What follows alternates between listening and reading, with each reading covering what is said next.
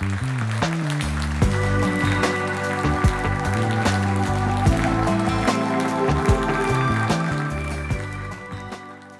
I'm pumped and proud to introduce to you the most phenomenal person that ever lived on this planet Earth. This person has some awesome powers, can tell the future, can overcome any limit, has brain power of the team, can improve anything they touch, has fulfilling the only relationship, and has overall superpowers. One thing to activate those powers I'll need from you, it's great vibe, massive energy, and quick reactions when I'm prompted. So I traveled the world on foot, by air, by water, and I even went down under to make sure I didn't miss anything. And the more I traveled, the more I was reminded of old story about son and a father. And it goes something like this. Son comes to his father and said, "Oh, father, I'm ready as I'll ever be to see the world, to go and see beautiful nature and human creations and beautiful women around the world." To which father said, "Go, my son, see the world, the beautiful nature and buildings and all those women, so you know with certainty when you come back that our nature, our place and our women are most beautiful in the world." And the reason I'm reminded of that story is because it blows my mind how many people in everyday life, they miss magic right in front of their eyes, sometimes even within their own pockets. Think of it. If I told you 100 years ago that you can take a piece of the dirt and I can turn it into this shiny object that's illuminate the light, and I can point it to anything I want, and somebody on the other side of the world can see what I see and hear what I hear, you would call me wizard or at least crazy. But in reality, every single one of us has that little piece of magic in our pockets. I'm grateful that I never lost that wonder of the little child, and I spend my life researching and digging deep into the beautiful things humans do and technology that we build. And as a result of that, I find out that more technology we build, the more technology looks like our body and our mind. And I'll give you an example. Let's say something as complex as a smart city with a million moving pieces. It's just a living organism. It has sensors on one hand, just like we have senses, that experience external world, and that data gets pushed into our brain, or in cloud brain, as they call it in technology. And then what we do is we use applications, which are really just specialized skills to do specific tasks. And then what we do with the data is we ignore it, or some of that we keep for the future for memory, and on a small percentage of it we actually act. And we act with muscles, we go and change external world, and in technology we have actuators and controllers like pipes and switches that we turn on and off. And when you figure that, you might think that, oh, there's this mirror called technology, and if I learn about technology, I can learn about us. If we can hack technology, we can hack us and upgrade us for the better until we become these superhumans. But there's something wrong about this optimization and automation that goes with it, and what's wrong with it is missing the magic. And magic is always fun, and it's easy. And then I met this wonderful person that I want to introduce you to, and that person reminded me that everything I need related to the magic is already within me. As a matter of fact, it's in every single one of you. And you knew it at one point, it did wonder for you, and then you grew up and forgot about it all. And yes, I'm suggesting that kids know about technology and about magic than we adults do. And is it then wonder that when you give a piece of technology, say iPad to the 5-year-old, they can figure it within a few minutes. But if you give it to the 50-year-old with years of professional education, it takes them 2 hours just to figure out how to log in. And it doesn't stop on technology, it goes to every field. We read these books on self-help and self-esteem, and we build this self-confidence so we can brave up to do the magical things we want to do. But kids, they are brave out of pure curiosity. We read these books on persuasion and influence and persistence to figure out how we can persist and do stuff we want to do.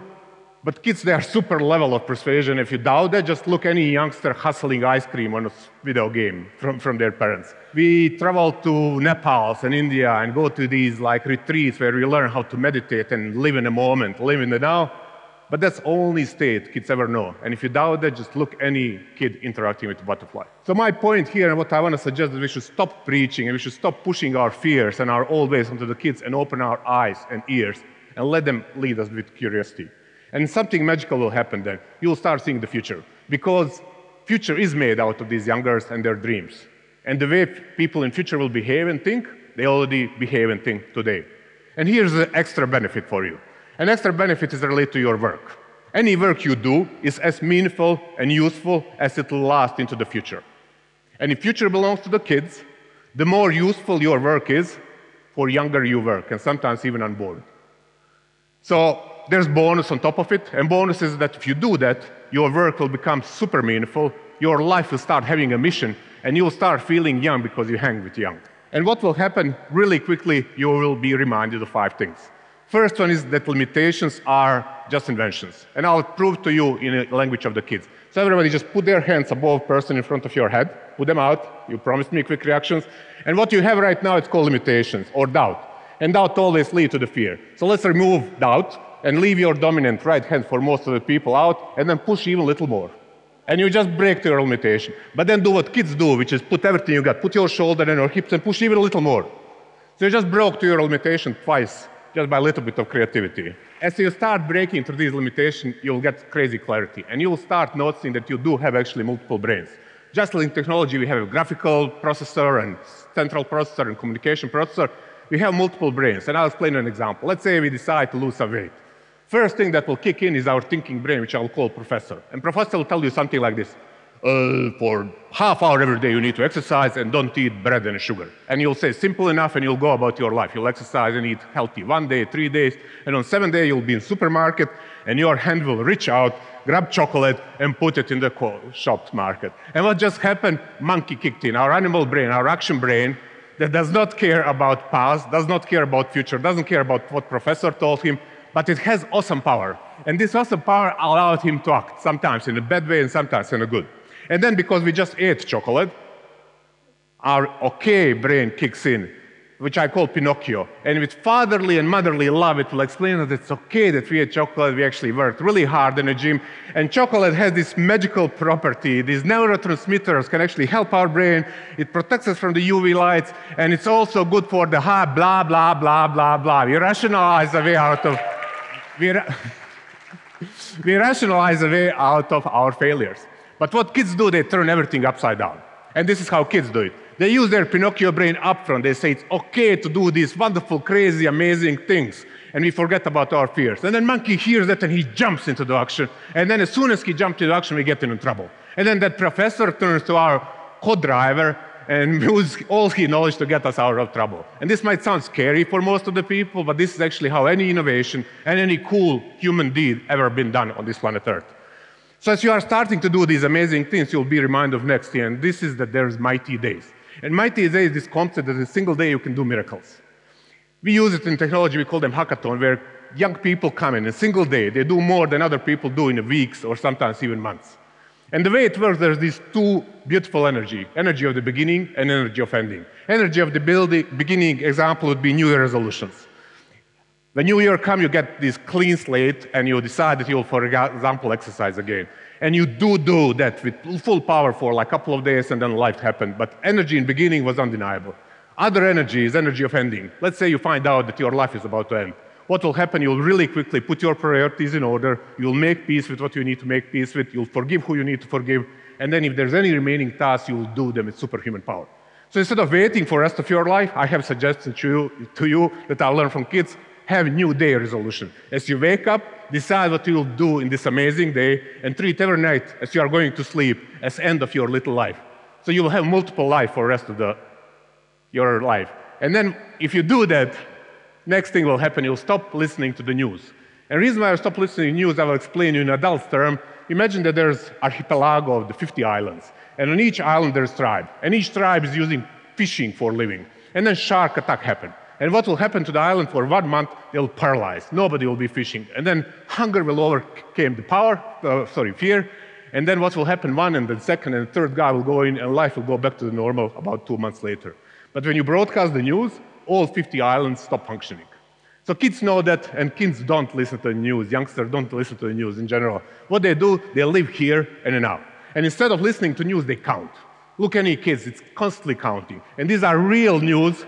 These are the real news in a number for the last 100 years. Our lifespan actually extended 2 times. We lived twice longer than 100 years ago. Our average income went 3 times up. 99.9% of the people by today's standard used to live in extreme poverty. Now less than 1%. Cost of food got reduced 13 times, cost of energy 20 times, cost of mobility 100 times. Chances of you being eaten by bear or lion are 500 times less than 100 years ago. And thanks to our little magical pieces of dirt, which is called silicon, we can actually have communication at 100 times cheaper. And if you doubt that, just think what it took 100 years ago to send a message to your cousin in America. And what happened in between was tech revolution. Every time there was problem, there was scarcity, tech came in and made everything abundant, so we all have it. So actual news is that life is pretty freaking awesome. It's really good, actually.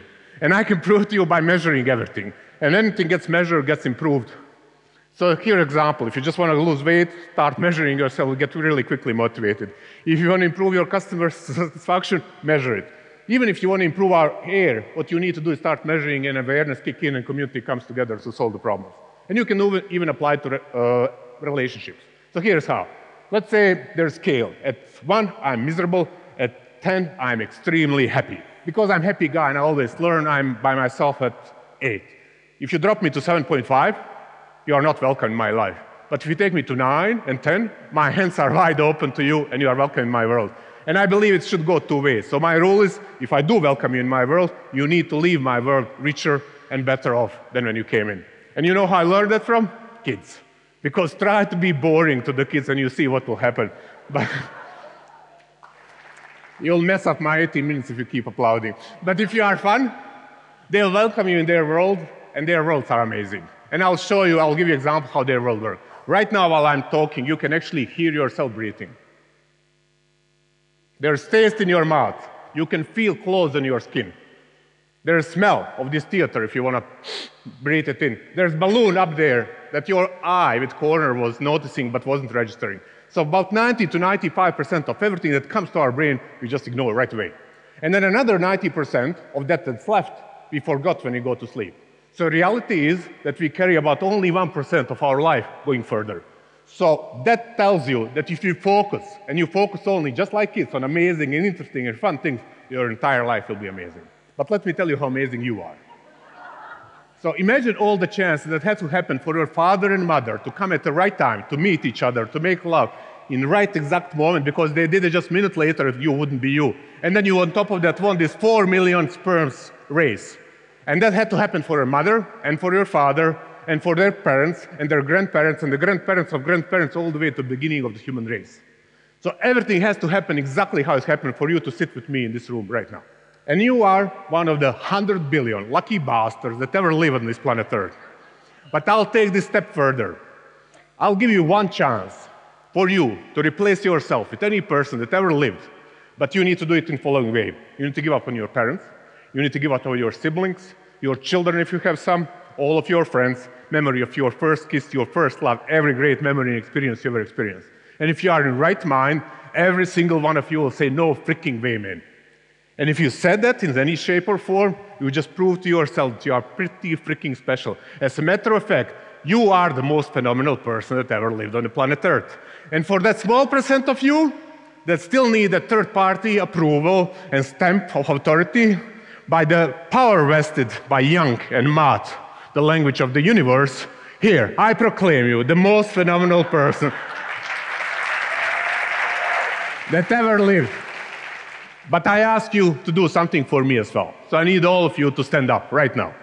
Stand up. And while you are standing up, I want to tell you about 60 seconds. And this is something I learned from this amazing guy. This guy invented 3D graphics and kicked off internet and many other amazing things. And he told me about 60 seconds. 60 seconds, what it takes to make any decision.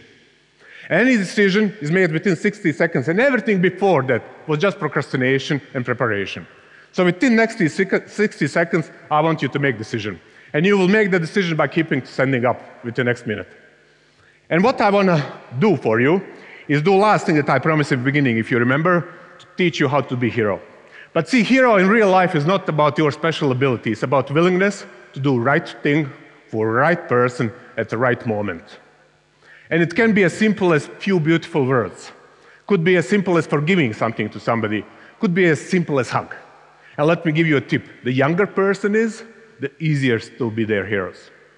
So while you are making that decision to be a hero by the rest of your lives and maybe just today, I want to tell you what it looks like from here where I stand.